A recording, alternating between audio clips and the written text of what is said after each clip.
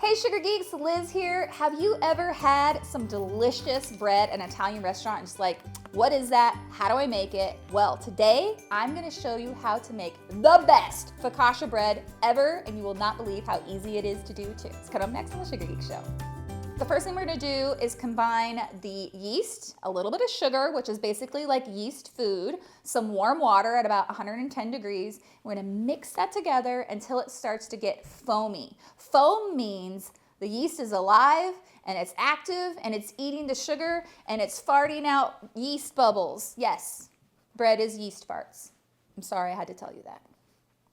If your yeast is not farting as it should, then maybe your yeast is dead, and now is the time to go get some fresh yeast. So this is a great test to do to make sure that your yeast is active.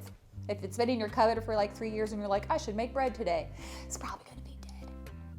If you're like Liz Merrick, I watch all of your bread recipes and normally you tell me to use instant yeast, so that's what I have on hand. It's okay, we can use instant yeast. The only thing you need to change in this recipe is just add everything together in the bowl and start mixing right away. You don't have to soak the yeast ahead of time. Instant yeast doesn't need a pre-soak, so just put it all in the bowl and start mixing so it's even easier. I would also recommend that you don't do the overnight rise. You just let it rise until it doubles and then bake it up. Once your yeast is activated, go ahead and put it into your mixing bowl with the bread attachment. But Liz, can I use a hand mixer? Not unless you want to break your hand mixer. The only other option to use if you don't have a bread hook is to use these hooks, okay? Which is totally possible and how people have been doing it for hundreds of years. So don't feel intimidated if you have to use your arms, okay? I am using my Bosch mixer. If you're interested in getting one for yourself, I have a link down below in the description. And while you're down there, don't forget to hit that subscribe button. We're going to combine the yeast mixture with a little bit of flour, mix that until it's smooth. What this is doing, in case you care, is the yeast is now attaching to some of that flour, the proteins, and it's starting to grow, right? Because now we're going to add in oil, which inhibits yeast growth. So you want to make sure your yeast is starting to grow and attaching to your flour before you add in the oil. And now you can add in the salt and the rest of your flour and then mix for 2 minutes basically. Believe it or not, your bread is basically done now. Super easy, you guys, I promise. So now we're going to take our dough, dump it onto the countertop with a little bit of flour just so it doesn't stick, and we're just gonna knead it for maybe 2 minutes until it basically kind of smooths out. And if you have never kneaded before, we're just pushing with our hand, folding it over, and then pushing again, and then you put it into a ball. We're using bread flour for this recipe because it just makes the chewiest, most delicious bread you've ever had. But if all you have is all-purpose flour, you can use that. It's just gonna be a little bit more cakier, a little bit less chewy, but still delicious. So now we're gonna take the dough and we're gonna put it in a bowl with a little bit of oil, and you'll be like, Liz, this is not a little bit of oil, that's a lot of oil. Well, get used to it. This is focaccia, and the #1 ingredient besides flour is olive oil, okay? And it's delicious, trust me. Coat that whole thing in a good amount of olive oil and let it proof until it doubles.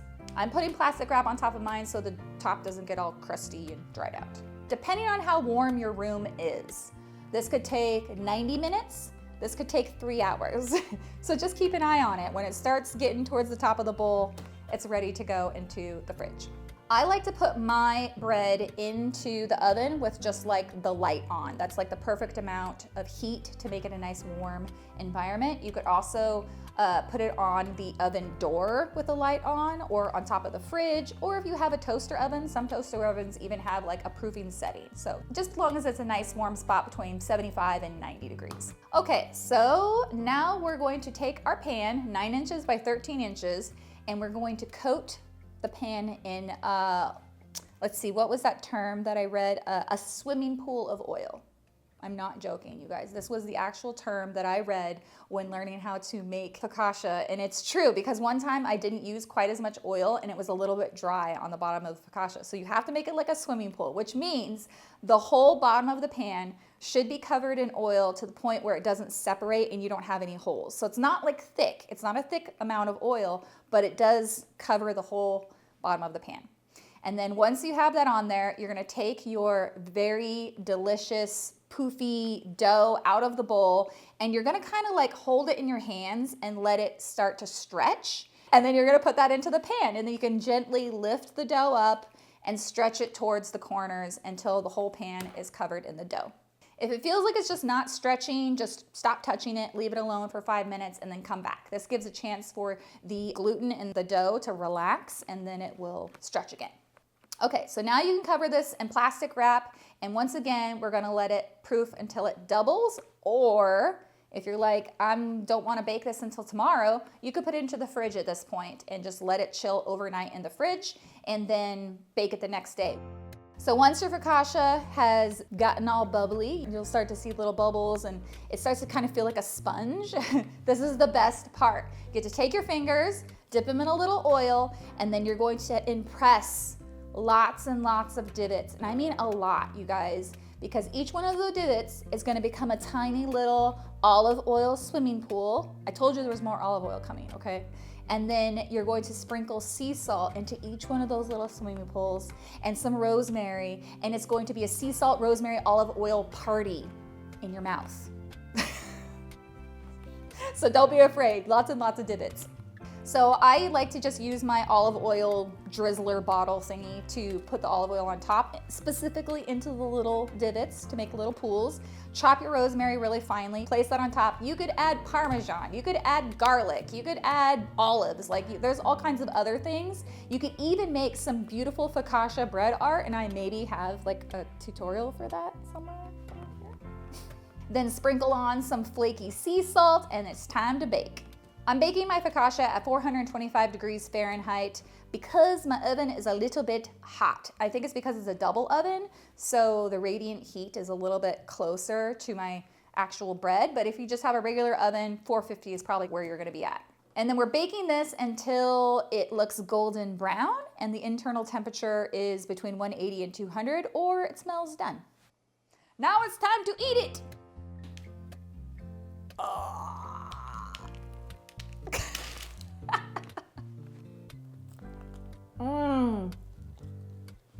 Oh my God, it's so good. This focaccia is so good. The combination of the olive oil, the little pieces of the flaky salt on top, the fresh rosemary, it's so good. It is like my favorite type of bread to eat, not even just for the holidays, just like, oh, it's cold today, time to have some soup and focaccia. And I promise you, if you've been wanting to try this recipe, or you've even wanted an easy bread recipe to try, this is a good one to start with. That's how you make the easiest and obviously most delicious focaccia bread ever. Hopefully you enjoyed this tutorial. Don't forget to hit that subscribe button and ding the bell if you want to see more amazing bread videos like this one. And I will see you all in the next video. Bye!